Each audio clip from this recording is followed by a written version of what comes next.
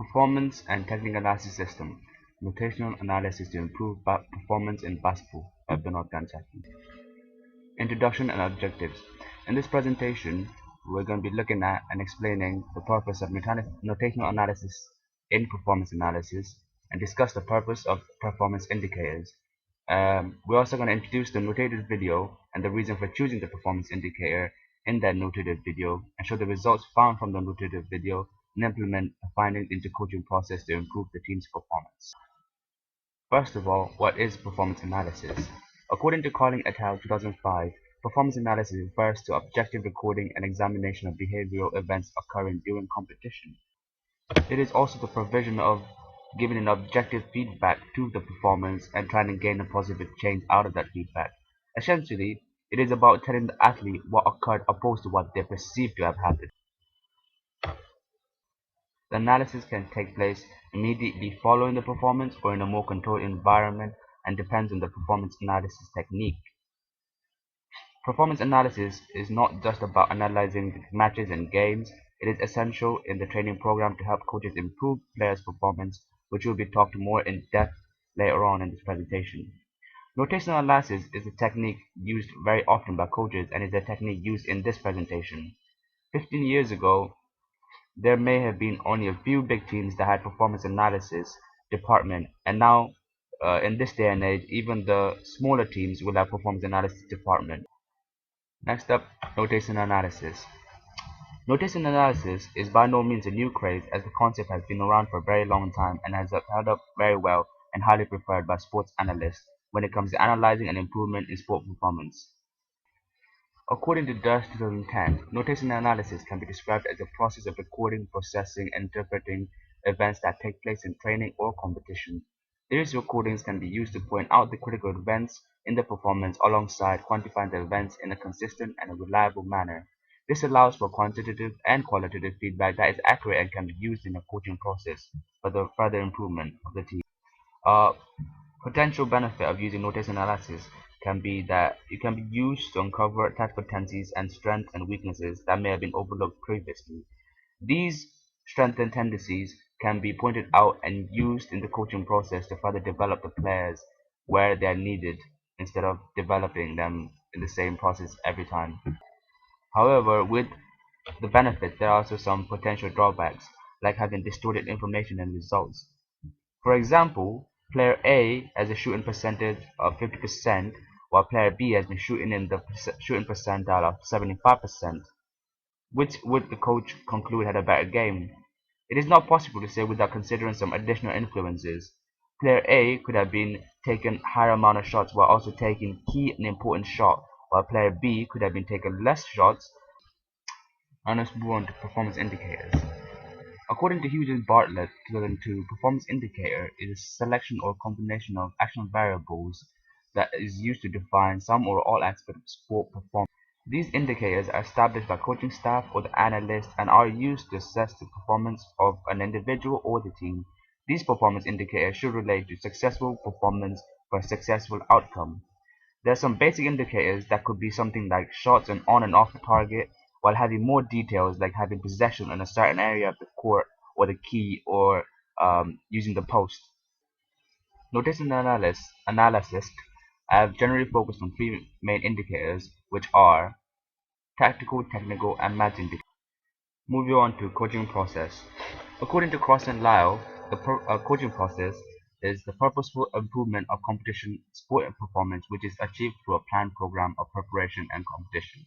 According to Cushion 2009, they also argue that the improvements to coach education and coaching practice depend on a sound understanding of the coaching process itself. The coaching process involves the coach identifying area to improve for the team or the athlete, and this is where the video analysis or the notation analysis comes to play. This allows the analyst or the coach to find an opportunity to find an area to improve for the team and the athlete. The key things to remember for coaches to find this area to improve is observation, analysis, evaluation, feedback, and planning. The coach needs to observe the area to improve, analyze and evaluate the area, and give the athlete feedback and put them in the right state of mind to improve on this, and then create a planning process that is developed around that um, area to improve. Next up, you have performance indicator. The performance indicator chosen here in this presentation is drive to the basket. According to Lorenzo et al., basketball has been one of the most analyzed sports through notation analysis. This is due to the game being so heavily surrounded by plays created by the coach, so it's easy to point out where the play went wrong or where the play went right. Also, the reason Drive to the Basket was chosen was because one of the main aspects of the game itself is being able to create spaces, and one of the ways to create spaces is using the ball dribble. This was taken out of Lamas et al. 2011. Moving on to Game Breaker. Game Breaker. Uh, According to software itself, Game Breaker is a software created for video analysis. It is used by coaches and analysts to capture code, edit, and then analyze the video and import and export the video to create a database of notes. This way, the coach or the analyst can give key feedbacks or key and accurate feedbacks to players so they can put that feedback into practice to improve the athlete's performance. As you can see here, a code window has been opened up with uh, codes which has been filled with key performance indicators alongside a timeline and a video, and each time a key performance indicator occurs in the game, it has been coded as it is visible in this timeline right here. Moving on, from the findings, I found that both teams were able to drive the basket successfully and create good shots out of it. Furthermore, the team that brought close to the basket less were more successful at creating good shots out of it. Right here you can see the possession, and you can see the Bulls had more possession than the Celtics by 2 possessions. First thing on the Bulls drive, from this chart you can see that out of the 55 possessions, they drove to the basket only 12 times. And out of those 12 times, you can see here that they were successful 92% of the times, and only 8% of the time there were no productivity. Let's look at Celtics drive. From the 50 possession, they drove to the basket 26 times. That's twice as much as Bulls, and that's nearly half of the possession. And out of this, they had 81% of the time they created good shots out of it, and 90% of the time they had no productivity, showing that this was very good and the reason they exploited it so much. Up next, you can see I focused on one player's drive, and that's because 50% of the time Celtics drove the basket was this player, and out of those times he had 43% of shots created and 7% no productivity. This could be due to the coach telling him to drive the basket since he's such a athletic and raw player with not a really good shooting percentage, but has very good vision on the court. Results showed that both teams were successful at driving to the basket and creating good shots, but Celtics exploited the defense much more. The players from the Bulls are known to be more athletic, and has a player called Derrick Rose who is very athletic and is very good at getting to the basket, so it's surprising that they didn't exploit his talents much more. Next up is a couple of more video clips that can be analyzed.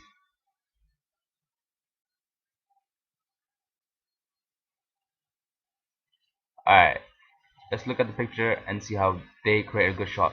As you can see from this guy driving to the basket has collapsed the defense on 4 people on him, leaving 2 people under the basket open and this guy wide open because his defender is helping in, and that's how it created a good shot. Next up is another clip that shows how it created a good shot.